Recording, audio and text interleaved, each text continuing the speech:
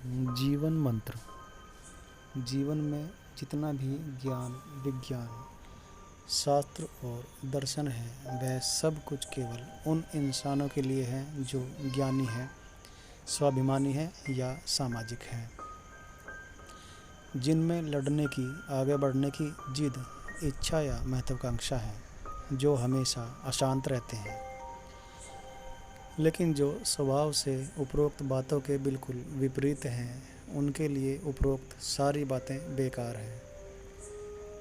जिसे कुछ चाहिए ही नहीं, जिसे स्वाभिमान या अहंकार में कोई रस नहीं, जिसे प्रकृति से या किसी से भी लड़ना ही नहीं है, उसे कोई भी क्रोधित, अपमानित, उत्तेजित और लज्जित नहीं कर सकता। उसे कोई भी घटना अवसाद या अशांति की अवस्था में नहीं धकेल सकती। उसमें कोई भी घटना किसी भी प्रकार की वासना, तृष्णा, ईर्ष्या, घृणा या प्रेम नहीं जगा सकती। यह वास्तविक बुद्ध की अवस्था है, जिसे संसार के ठेकेदार, कथित ज्ञानी और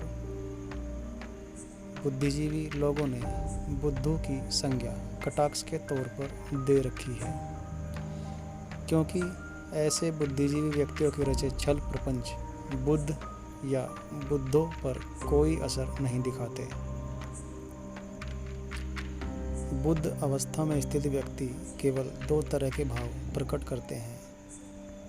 पहला, वे जब भी कोई कार्य करते हैं तो वो कार्य केवल किसी प्राणी की सहायता या परोपकार हेतु ही किया जाता है। दूसरा, या फिर वे संसार में किसी भी तरह का हस्तक्षेप करते ही नहीं। वे मिट्टी को मिट्टी के भाव से देखते हैं। वो सिर्फ जीवन जीते हैं, चाहे परिस्थिति कैसी भी क्यों ना हो। वो ना तो अपने लिए कुछ संचित करते हैं और ना किसी अन्य के लिए ही कोई कार्य करते हैं।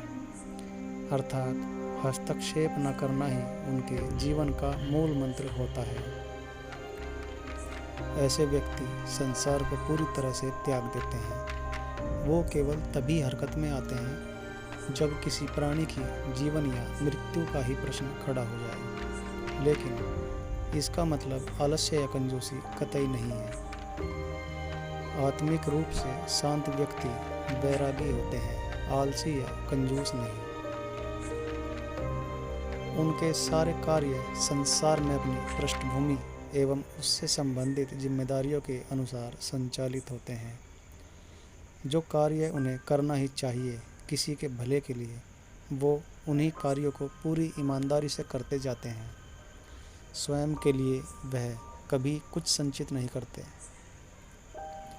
वह बस उस आधार को मजबूत करने में अपनी सामर्थ्य लगाते हैं जिससे उन पर आश्रित लोग खुद को बचाने में सफल हो सकें।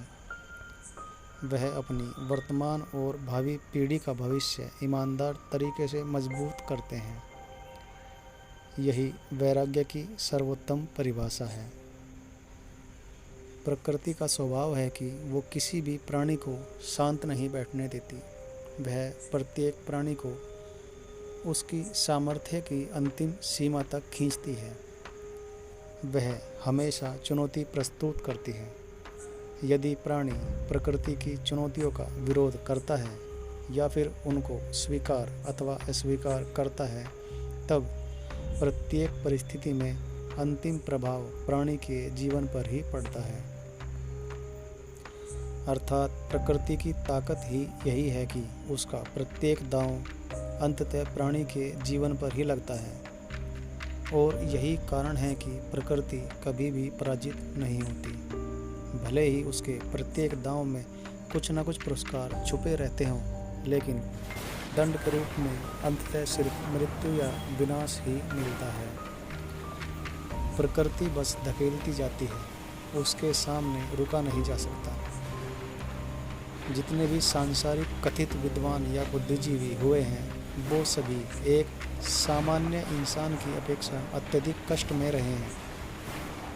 वो अधिक अशांत रहे हैं, भले ही वो शांति का ढोंग करते रहे हैं। कारण सिर्फ एक है, उन्होंने प्रकृति को बदलने की जानने की नादानी की है। उन्होंने हस्तक्षेप करने की भूलें की हैं। अतः परिणाम हमेशा प्रकृति के पक्ष में ही रहा। प्रकृति को जो आनंद लेना था उनके माध्यम से वो उसने ले लिया। इसीलिए बस जितना संभव हो उतना करो। औकात में रहने का यही मतलब है। प्रकृति आपके माध्यम से जो करना चाहती है उसे करने दो, क्योंकि आप प्रकृति के लिए एक माध्यम हो। प्रकृति खुद माध्यम नहीं, वो तो आपकी मालकिन है। आपको सुखी देखकर उसे आनंद आता है और आपको दुखी देखकर भी उसे आनंद ही आता है। दोनों ही परिस्थितियों में उसका आनंद है।